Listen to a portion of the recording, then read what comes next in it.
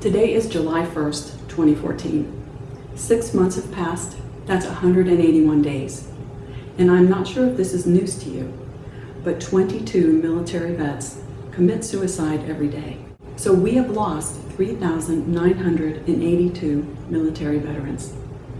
Does it have to be this way? Please watch this. Michael, first of all, I want to thank you for your service. My dad's a Marine. I went to 11 schools in 12 years, so I totally get it. Thank you very much. I really appreciate that. Can you talk a little bit about your deployment, where you were, years that you were gone? From 2005 to 2006, I was deployed with 8th Marine Regiment to Fallujah, Iraq. My main job was to provide security for EOD, Explosive Ordnance Disposal. We made over 1,500 missions that year, foot patrols, IED blast, post-blast, UXOs, weapon caches. We would defuse the bombs or we would blow them up in place. My second deployment was in 2007. I deployed to Ramadi, Iraq, and my position there was to train the Iraqi Army, 7th Division. Talk about how you felt when you came back from the war. I drank a lot. I drank about $10,000 within 6 months. Unfortunately, that's just how we coped, you know. As a Marine, you don't want to show emotion. He came back from that tour a completely different person than he went out. And it seemed as if he was totally disillusioned with the killing, with the war. He came back, and he came back, as he stated, drinking heavily and was on a lot of drugs. So how did you find a Care Brain Center? You want me to take that one? Hey, you can take it. We have a great, fabulous church, local church here called Fellowship Church. And within that church, unbeknownst to me, are a lot of veterans. Learned from another veteran there that there is a facility, a company called Care Brain Centers, and that they had a grant for soldiers and Marines to come in that the state of Texas had initiated for about 50 slots as almost like a pilot. When you first walked into Carrick, what were your symptoms? What were you like? How were you feeling?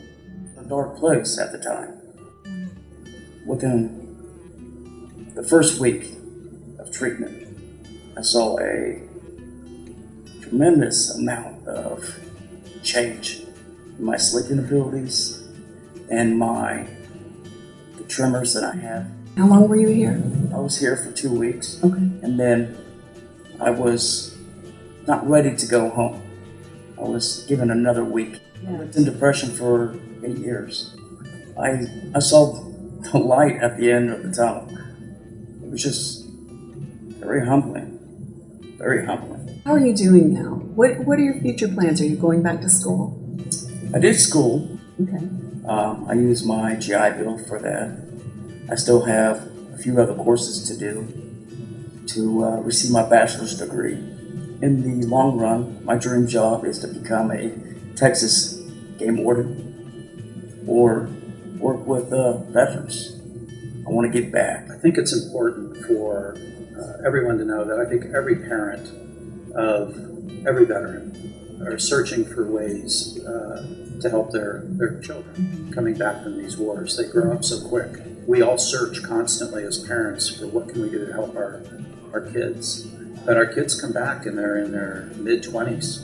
They're adults. They've been through more than we've been through. And I think we lose hope of what we can do for them. They're severely depressed. They're on drugs.